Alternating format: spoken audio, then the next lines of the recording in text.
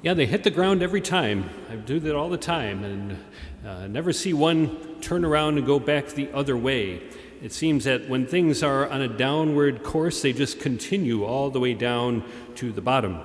And if you happen to kind of pick up on what we have going on in the diocese right now, the Road to Renewal initiative. You know, there's a website if you want a little more information about how that works. And the bishop has slowed it down a little more. He was getting feedback that it was kind of moving too fast and we needed more time to think about it, but it's still happening. And two things that you should know about the Road to Renewal, that this is not like reorganization programs in the past where we've thought, now which places do we need to close in order to keep going? It's not like that at all. This is a program that's worked in many other dioceses that, and you probably have heard some of this, that we're going to, first of all, not close anything, but find ways to share our clergy and our parish employees in ways that keep all the parishes open in a family structure, families of parishes. So we're looking for the list of families to be revised and circulated eventually. Each parish will retain its own individual identity, its own finances, its own parish council, but there'll be a union of personnel. And if you go to that website, roadtorenewal.org, you'll see there's a thing called the dashboard where you can look at diocesan stats, and pretty much they all look exactly like these beanbags. They all just kind of go right straight down. Number of priests into the future, down. Number of people attending church services, down. And this is 2019 data, because we've been through a pandemic. Of course things are down right now. But this is before all that started. Straight down. Number of weddings, way down. Number of baptisms, likewise. And you might get the idea, looking at that data, that we're in a downward spiral here. We're just going to circle around and finally at the bottom, like Wile E. Coyote falling over the edge of the mesa when he gets to the bottom. Not on your life. Because unlike these beanbags I keep tossing out, the Catholic Church is the one thing on earth that defies gravity. Because we are not a physical entity that's bound by the laws of space and time and physics. We are a spiritual entity that is infused with the grace of the Holy Spirit. Jesus Christ is the one who is at our center, and he can defy gravity anytime he wants. And so you'll see there are periods in history where the church tends to decline, and all of a sudden, through some miraculous event, it'll start turning up again. And I wonder if this combination of a pandemic that's forced everyone into a box by themselves to realize how unfulfilling life really is, unless you have something deeper, the combination of that and this renewal effort might just be the thing that sends us up again. The difficulty is a lot of us grew up in the 1950s or the 60s when things were kind of at the top of the cycle and everything was growing and it was wonderful, and then it turned and started plunging, and it hasn't stopped since. And if that's all you know, you might think, this is the way it is. Like, this is just going to end in disaster. What we're living off of was, in the 1950s, the recovery after World War II, when people realized that we almost destroyed ourselves. We need to get serious about really taking our faith seriously, and the worries people had over the war, it drove them to church. And things turned up for a while and then went down. We're looking at another turnaround. There is never a time, there never will be a time, there never has been a time when the church has been in danger of being extinguished, because Jesus Christ left us a promise.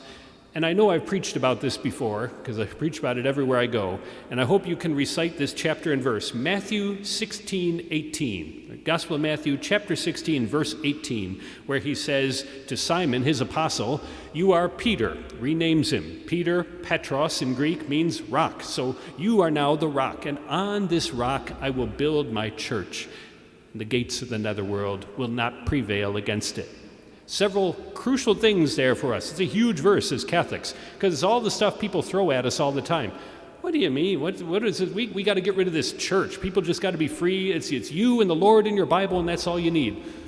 No, Jesus said in Matthew 16:18, I've come to build a church, and I'm going to build it on the rock of Peter. So it's going to be a hierarchical structure with one guy at the top. This is not going to be an institution run by committee. And people say all the time, what would you have this Pope over in Rome telling you as Americans what you should do? Jesus set it up that way. On this rock, of you, Peter, I will build my church. The first pope established on that day. And the gates of evil will not prevail against you, ever. It's a promise from the Son of God, who does not lie. And so we should never despair. We see the curves going down, and we know it's going to turn around.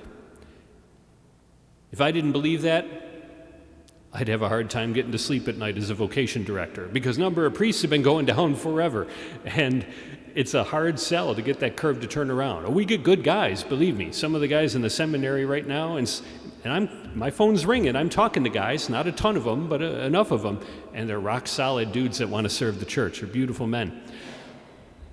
But it's a downward curve, and I've got to believe that that is going to reverse itself at some time. Rather than pushing the panic button and saying we got to change everything. We got to change the church structure, we got to get rid of celibacy, we got to do all these things. I wouldn't be so quick to do that. Doesn't seem to be helping out the Protestant churches a whole lot, or the Jewish rabbis. They've got their own vocation crisis. Not as severe as we do, but they still have them.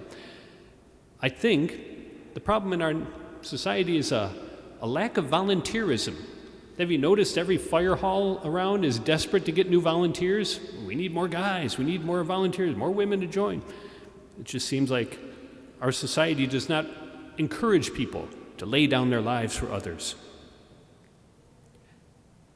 We don't want to get rid of celibacy because it imitates the Lord Jesus himself. This is how he lived when he walked this earth, and we are pointing to that way of life as a viable way of life. Celibacy and obedience. When we did a lot of ordinations recently, some of you saw Joe Tokaz get ordained right at this altar.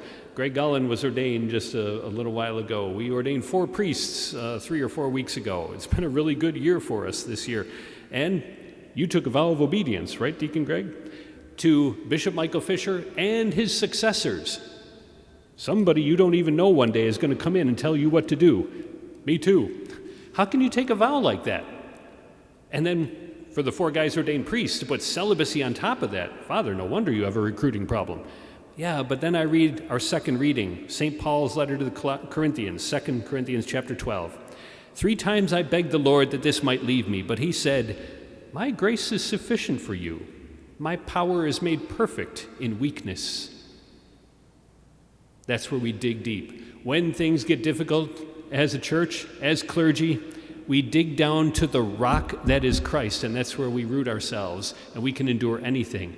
And so Paul goes on and says, I am therefore content with weakness, insults, hardships, constraints. You deal with this stuff every day of your life, don't you, in one way or another? And he says, I deal with it for the sake of Christ.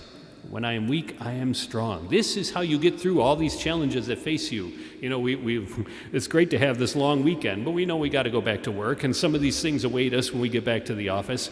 And I'm going to dig down to the rock of Christ, fortify myself, and I'm going to endure it because his grace is sufficient for me. And it's sufficient for priestly life to be not just bearable, but vibrant. You've got some very happy priests in this parish, and I've been enjoying spending time with them. Sometimes the hardest people to convince are the families of the guys that want to do it. Like in the gospel today, Jesus had the hardest time in his own hometown. Right? He came there and they just didn't take him seriously.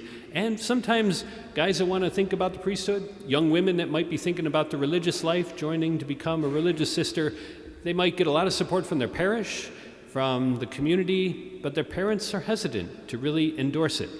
And if that's you, I've got a whole bunch of pamphlets. I'll make sure these are in the back. Father Leon's pretty good about keeping all the vocation pamphlets refreshed, but it's called Vocation Mythbusters for Parents, and it says certain things that people might be thinking. My child is too young. They'll end up lonely. I'll lose my child forever. And it's got quotes from priests and their parents expressing how that turned out not to be the case. Really great. Now, if you're on the other end of that and you're saying, oh, please, God, call one of my children to be a priest or a sister or, one of my grandchildren, I'd love that. Well, then we've got this one called 7 Ways Families Can Foster Vocations. I'll put those in the back with all the usual discernment rosaries, and there's lots of vocation pamphlets around here. We want to encourage, as a church, as a community, as families, to let our young people know this is a vibrant option for your life. This could absolutely fulfill you if it's what God has called you to do. May we all be asking that question. Lord Jesus, what are you asking me to do with my life? And your grace will be sufficient for me to carry it out.